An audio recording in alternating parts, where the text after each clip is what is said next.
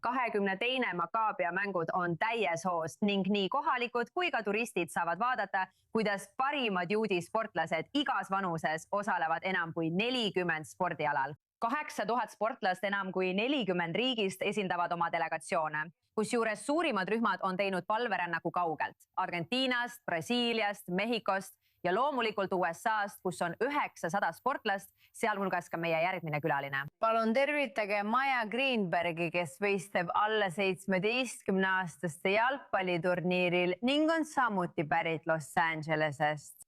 Tere tulemast ja aitäh, et oled siin ning palju õnne!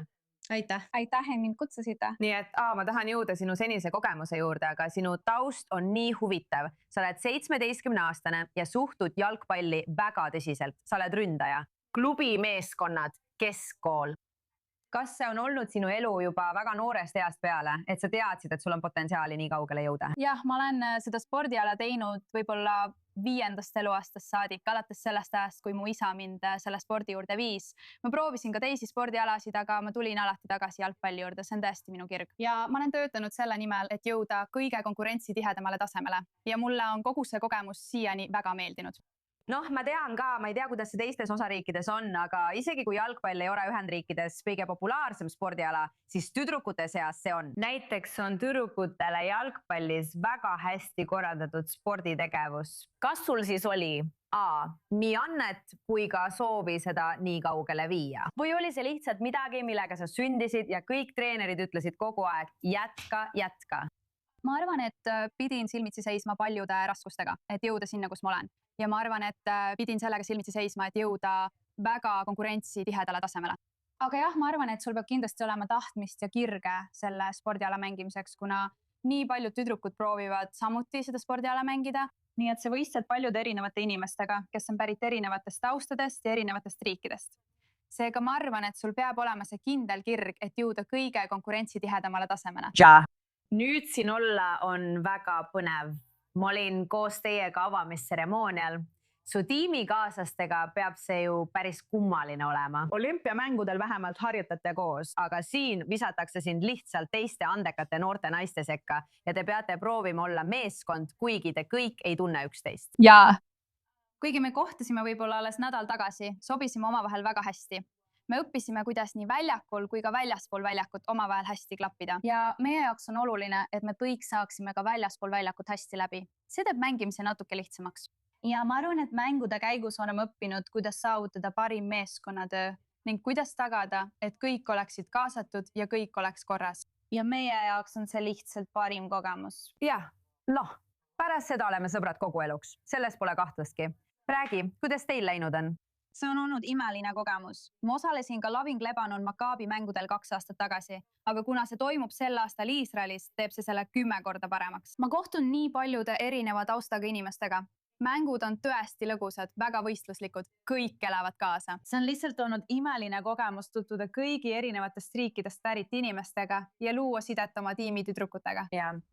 Ilmselgelt võib palju asju väga kiiresti muutuda, tead küll turniiri ja muu osas, aga üldiselt, kas oled rahul sellega, kuidas mängid? Kas oled mõne värava löönud? Jah, olen andnud mõned väravasöödud, olen olnud väga lähedal väravate löömisele, aga kindlasti loodan, et järgmises mängus saan värava kirja.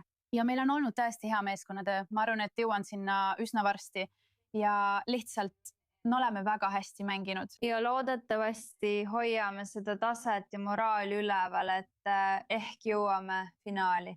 Ma tean, et see on uus kogu see noorte teema, et nüüd lubatakse nooremaid mängijaid osalema, aga räägi natuke sellest, kui palju lubav see on, et on erinevas vanuses mängijaid Masters Openi kategooria ehk üle 55 aasta vanused inimesed. Ma tean, et meeskonnas on 87-aastane triatleet, aga olla järgmine põlvkond, ma kujutan ette, et siit ka olümpiale ja muudel võistlustel. Ma mõtlen, kas sa tunned, et juudi naistel on tõesti suur potentsiaal saavutada edukas professionaalne karjäär? Jah, selle kogemusega olen ma kindlasti näinud nii palju andekaid sportlasi, kes on juudid. Ja ma arvan, et sellega loome me tõesti eelduse, et meist saaksid olümpiaspordi maailmas veelgi silmapaistvamad tegijad. Ja ma arvan, et selle talendiga, mis meil siin on, võiksime me kindlasti jõuda olümpiale. laskemoonadele. Issand, see oleks imeline.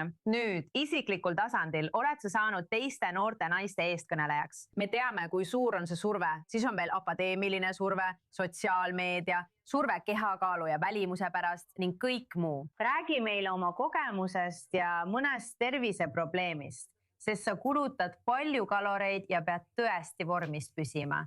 Mis juhtus ja kuidas loodad inspireerida teisi naisi? Jah, nii et mul diagnoositi RED-S, mis tähendab suhtelist energiavaegust spordis. See tähendab, et ma ei teadnud, et põletan palju rohkem kaloreid, kui olin arvestanud. Nii et ma põletasin spordiga iga päev mitu tundi, tehes nii palju kaloreid.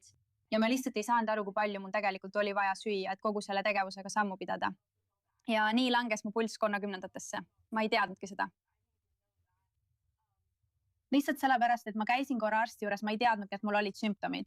Ja ainult selle ühe korra pärast viidi mind kiiresti haiglasse, ma pidin 2 nädalat voodis olema. Ja ma ei teadnudki, et olin nii palju kaalu kaotanud. Ja see mõjutas mu sooritust väga palju. Ja nii kaua voodirežiimil olemine oli kindlasti nii füüsiliselt kui ka vaimselt kurnav. Ma ei saanud 6 kuud sporti teha. Vau. Nähes nüüd, mis minuga juhtus, ei tahtnud ma tõesti, et see juhtuks ühegi teise tüdrukuga. Nii et... Mis on sinu nõuanne? Ma mõtlen, et mitte kõik ei jää päriselt haigeks, aga ilmselgelt unustad sa mõnikord lihtsalt oma tervise, kui oled hõivatud oma eluga. Ja siis muretsed sa kaalu pärast lisaks sellele, et oled sportlane. Ma ütleksin, et kuula usaldusväärseid toitumisspetsialiste ja dietolooge. Ära usu internetis levivaid müüte, suur osa sellest on valeinfo. Ja saegi, kui see on tõsi, ei pruugi see sinu puhul kehtida, sest igaühe keha on erinev. Nii et... Wow, sul on tõesti palju tegemist ja me hoiame endiselt pöiad USA koondisele. Muidugi, kõik on võited, aga mul on isiklik huvi USA koondise vastu. Aitäh, et tulid ja palju edu sulle!